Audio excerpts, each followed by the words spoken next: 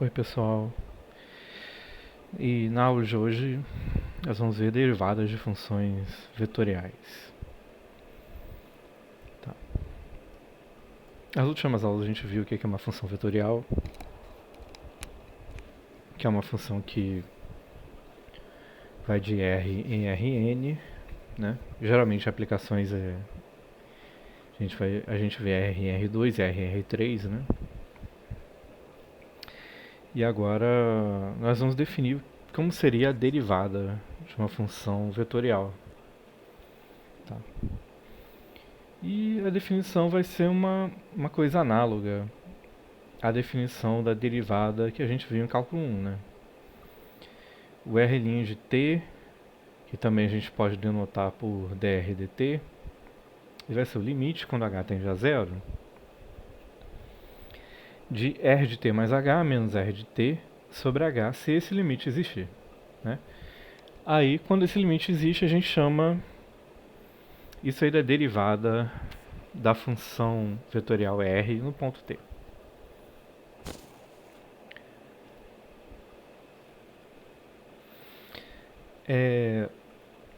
Esse vetor R' ele tem uma interpretação geométrica. A gente vai entender o que ele significa. Olha só, vamos ver para esse desenho aqui. Isso aqui, gente, é a representação de uma curva espacial. Estamos aqui os três eixos x, y e z, né? Então, essa é uma curva no espaço. Vamos supor que a gente está aqui num ponto P, que corresponde ao R de t, tá? Nessa curva. E aqui a gente tem outro ponto que é o Q, que vai corresponder ao R de t mais h. Tá? Então, pois é, esse R de t ele é um vetor, né? Vai da origem até o ponto P. O R de t mais h é um outro vetor que vai da origem até o ponto Q na curva. Então, como que seria o vetor R de t mais h menos R de t? Seria esse vetor aqui. Por quê? Quando eu faço a soma vetorial de R de t com R de t mais h menos R de t, né? Se eu somo isso com isso, o resultado dá isso, R de t mais h. Então, a gente já aprendeu, já deveria ter aprendido pelo menos em uma aula de geometria analítica, ou mesmo no ensino médio, ou em outra disciplina, né, que a soma de vetores, né, é a mesma coisa que pegar, ó, tem esse vetor que leva nesse ponto nesse, e tem outro vetor que vai levar desse nesse. Então a soma é a resultante. Vou sair da origem do primeiro e chegar no destino do segundo, tá? Seria esse vetor Q aqui, que é seria a soma desse vetor com esse vetor, dá esse vetor aqui que é o Q. Então, esse vetor aqui que está faltando, que é a setinha vermelha, ele tem que ser, para isso dar certo, o vetor R de t mais h menos R de t, tá? Porque a soma desse com esse tem que dar esse. Muito bem. O que acontece quando a gente divide por h? Quando a gente divide por h, a gente está mudando a escala desse vetor aqui, tá? A gente não está mudando a direção, nem o sentido, porque a gente pega... aliás, pode mudar o sentido se o h for um h menor que zero. Aí a gente está mudando o sentido disso daí. Mas, para um h maior que zero, continua no mesmo sentido, né? Então é só uma mudança de escala nesse vetor. Por isso que a gente chama isso aqui de um escalar, né? A gente está multiplicando por um escalar porque ele faz a mudança de escala no vetor. Ele só estica ou comprime. E em geral, como h vai estar próximo de zero, a gente está tomando limite, né?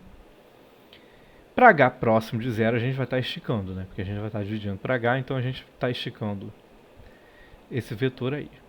Beleza. E agora, o que acontece quando a gente toma o limite quando h vai a zero?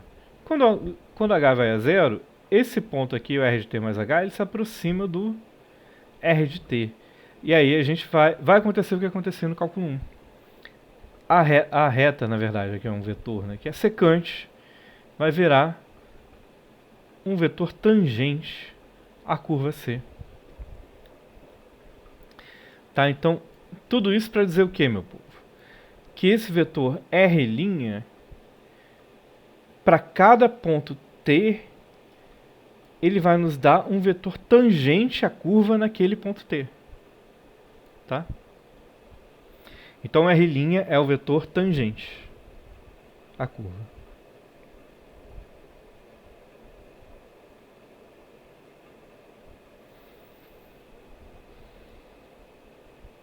Na verdade, ele não é exatamente o vetor tangente. Ele tem a direção do vetor tangente. Porque para ser o vetor tangente mesmo,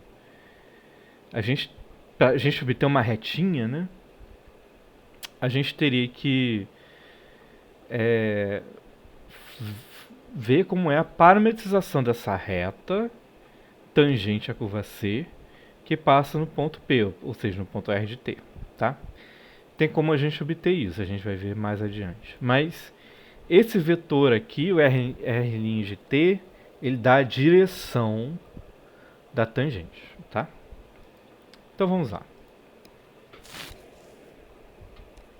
Esse vetor aí é R de T mais H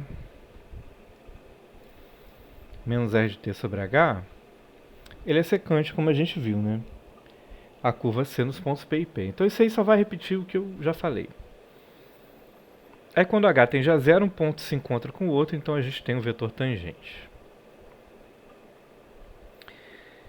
E a reta que tangente a C no ponto P é a reta que passa pelo ponto P e é paralela ao vetor R' de T, e tem a formulazinha para ela, a gente vai ver adiante. Mas antes vamos definir o que é um vetor tangente unitário. T grande, né? O vetor tangente unitário, ele é um vetor que tem a mesma direção e sentido da R', só que a norma dele é 1. Como que a gente faz para construir um vetor de norma 1 que tem a mesma direção e sentido que um vetor dado? Basta pegar esse vetor dado e dividir pela norma dele, tá? Aí vocês vão ver que, se vocês forem calcular a norma do T, vai dar a norma do de cima dividido pela norma dele mesmo, porque isso aqui é um escalar, né? Então eu repito. Quando eu vou tirar a norma, eu posso passar o escalar para fora, que está multiplicando. Então a norma do T, ele vai ser norma do R' dividido por norma do R', ou seja, vai dar 1. Então, para a gente construir o vetor tangente unitário, em suma, basta pegar o vetor R' e dividir pela norma dele mesmo, do vetor R', tá?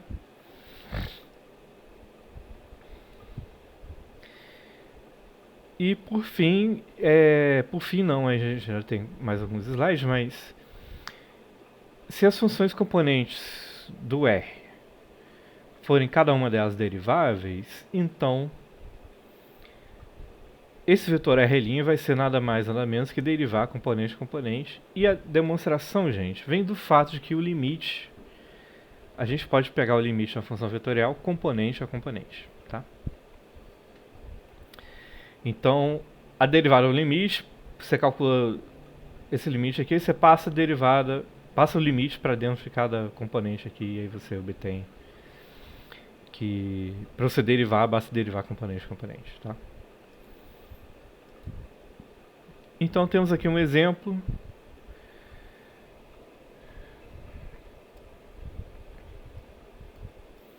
Temos aí essa função r de t, que é 1 ao cubo, t é elevado a menos t e seno de 2t.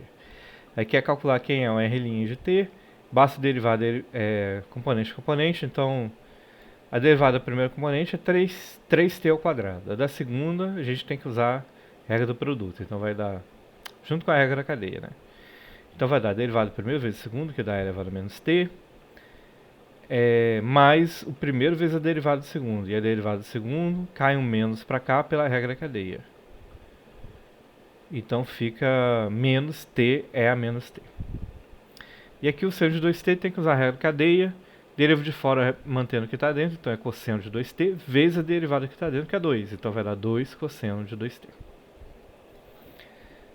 e acha o vetor tangente unitário a R em t igual a zero. Então como que a gente faz? Quem é uma R' em zero? Basta substituir t por zero aqui e a gente chega ao resultado que dá o vetor 0, 1 e 2. A norma do R' de zero é raiz de 0 ao quadrado mais 1 ao quadrado mais 2 ao quadrado dá raiz de 5. Então o t em zero, faltou aqui uma setinha, ele é o R' em zero dividido pela norma do R' em zero, então vai dar, a norma é raiz de 5, então vai dar 1 sobre a raiz de 5 que multiplica o vetor R. Eu poderia passar essa escalar aqui para dentro, também daria 0, 1 por raiz de 5, 2 por raiz de 5, não tem problema deixar assim. Tá. Muito bem. Temos aqui agora algumas regras de derivação que são bem interessantes.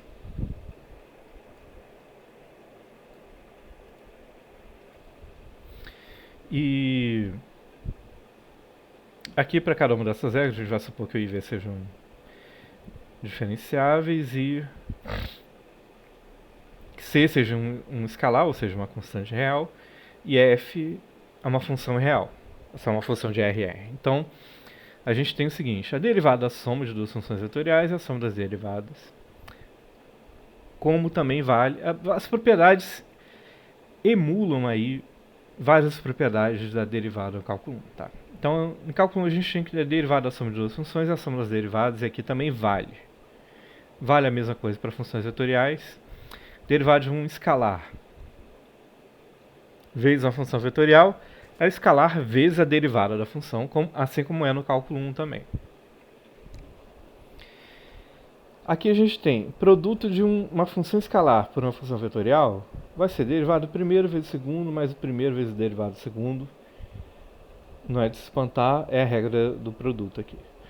Agora, se eu tenho uma função vetorial, produto escalar com função vetorial, também vai ser a regra do produto. Então vocês vejam que o produto escalar funciona como produto mesmo. Tá? Então vai ser a derivada do primeiro vezes o segundo, mais o primeiro vezes o derivado do segundo. A derivada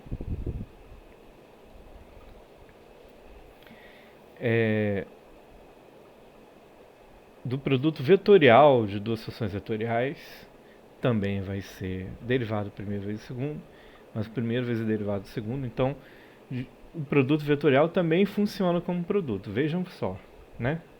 Não é só o nome. E a derivada de uma função composta, uma função vetorial composta com uma função escalar.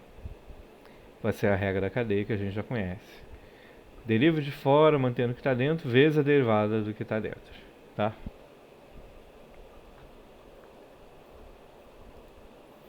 Então isso conclui essa aula de derivadas de funções vetoriais. Tá? Até o próximo vídeo, um grande abraço.